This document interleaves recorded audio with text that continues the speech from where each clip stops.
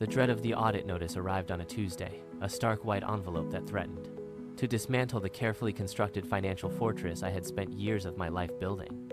I had spent my entire career observing how the ultra-wealthy navigated the labyrinthine tax code, realizing that the difference between evasion and avoidance was merely a matter of legal architecture. Desperate to protect my assets from the encroaching storm, I secured the services of Elias Thorne, a shark of a tax attorney known for his ability to turn liabilities into deductions. We spent weeks in his dimly lit office, poring over offshore trusts and complex derivative holdings. The room smelled of old paper and expensive leather, a sanctuary for hidden financial secrets. We analyzed charitable foundations that existed primarily to shield capital from the prying government eyes. Thorne told me that the law is not a set of moral constraints for us. Instead, it is a series of doors, and you simply need the right keys today. As the audit date loomed, I felt the thrill of playing a high-stakes, dangerous game. It was a game where the rules were written by those who never intended to pay their fair share, leaving the rest of us to navigate the gaps they created. Every document we reviewed felt like a brick in the wall of my personal fortress. Thorne pointed to a subsection of the code, his eyes gleaming with a predatory light. We were crafting a narrative that would withstand the most rigorous scrutiny of the state. The silence in the office was heavy, punctuated only by the scratching of his pen. I watched him manipulate the numbers, turning my taxable income into a ghost of itself. It was a transformation that felt almost magical, a sleight of hand performed with ink. My anxiety began to ebb, replaced by a cold, calculating confidence in our shared plan. We were not just avoiding taxes, we were participating in a grand, institutionalized financial dance. The complexity of our structures was our primary defense against the auditor's eventual inevitable arrival. I realized then that wealth was not just money, but the power to define reality. The audit notice was no longer a threat, but an invitation to prove our superiority. Thorne leaned back, satisfied with the labyrinth of paper we had meticulously built together today. I felt the weight of my fortune, now safely tucked behind layers of legal armor. The game was rigged, but for the first time, I held all the winning cards. We prepared for the confrontation, knowing that our defense was as impenetrable as a vault. The Tuesday morning sun cast long shadows across the desk, marking the start of battle. Thorne adjusted his silk tie, his movements precise and devoid of any lingering hesitation. He handed me a thick leather-bound folder, the weight of it grounding my erratic pulse. Within these pages lay the truth, or at least the version we chose to present. The government agents would arrive by noon, expecting to find a simple, vulnerable target. Instead, they would encounter a maze of corporate entities designed to exhaust their limited patience. I looked at the window, watching the city traffic crawl like ants below my office. My life was no longer subject to the whims of bureaucrats or public tax collectors. Thorne whispered that the secret to success was never to hide, but to overwhelm. We had created so much documentation that the truth would be buried under paperwork. Every transaction was cross-referenced, cross-collateralized, and shielded by layers of international legal precedent. I felt a strange sense of liberation, knowing my wealth was finally, truly untouchable. The phone buzzed, signaling the arrival of the auditors in the lobby downstairs now. I stood up, smoothing my suit jacket, feeling the sharp edge of my resolve. Thorne offered a thin, knowing smile that suggested he had done this many times. We walked toward the conference room, our footsteps echoing against the polished marble floor. The air in the hallway felt electric, charged with the anticipation of our impending victory. I thought of the years of labor, the sleepless nights, and the relentless pursuit. Now, the fruits of that struggle were protected by the very laws meant to tax. We entered the room, and I saw the two auditors waiting with stern expressions. They looked small, almost insignificant against the backdrop of the massive, looming glass windows. I sat down, placing the leather folder on the table with a firm, decisive thud. The lead auditor opened his briefcase, unaware that he was stepping into a trap. I watched him scan the first page, his brow furrowing as he encountered complexity.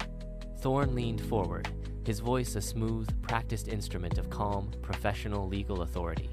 He began to explain the first deduction, weaving a tale of legitimate business necessity. The auditor paused, his pen hovering over his notepad, clearly struggling to find fault.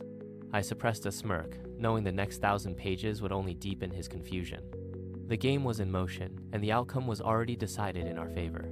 I leaned back, watching the light dance on the surface of my expensive watch. The audit had begun, but I was already looking forward to my next investment. With the audit date looming, I felt the thrill of playing a high-stakes game of shadows. The day of the audit arrived, unfolding as a masterclass in calculated high-stakes bureaucratic theater. I walked into the sterile government office feeling like a man walking toward the gallows.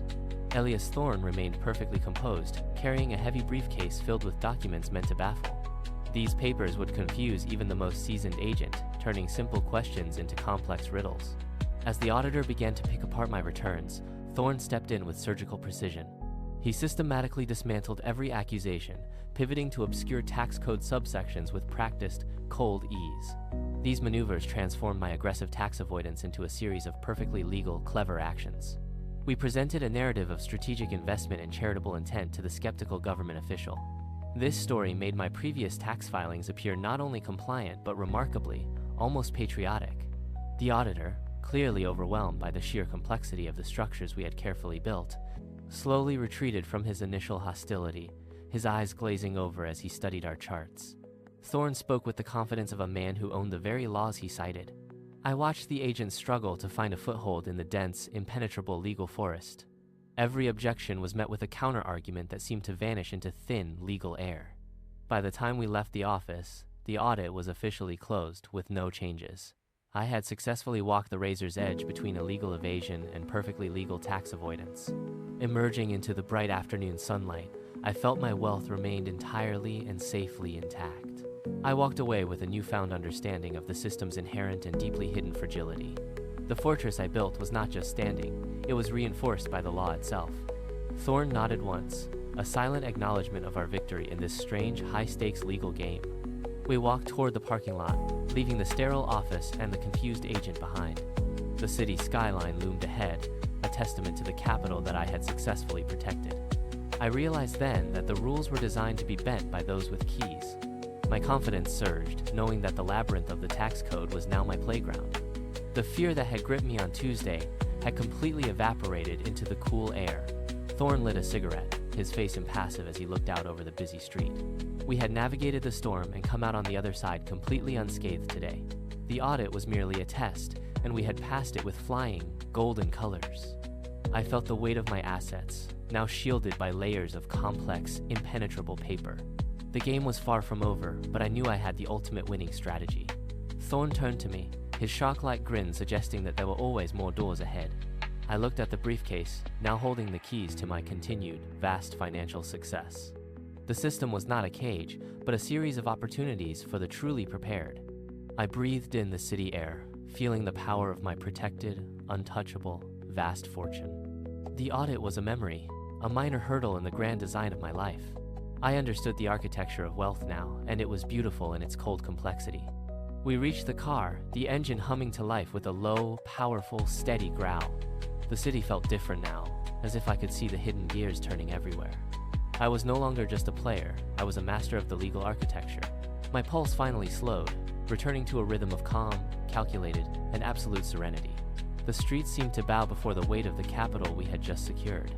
Every skyscraper represented a potential loophole, a structural advantage waiting for my clever exploitation. Thorne tapped the dashboard, signaling the start of our next phase of financial dominance.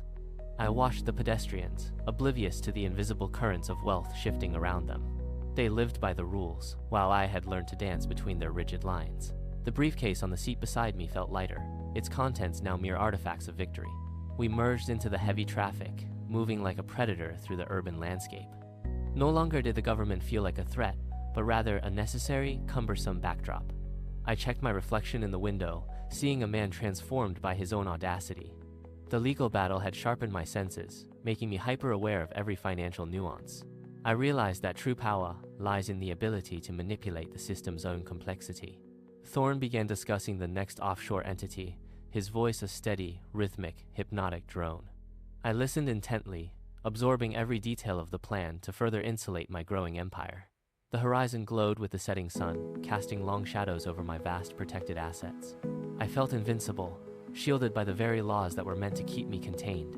The car glided forward, carrying us toward a future defined by limitless, untaxed potential. I closed my eyes, visualizing the intricate web of entities I would soon command. The audit was the crucible that forged my new identity as a master of wealth. I was ready for whatever challenge the financial world dared to throw at me next.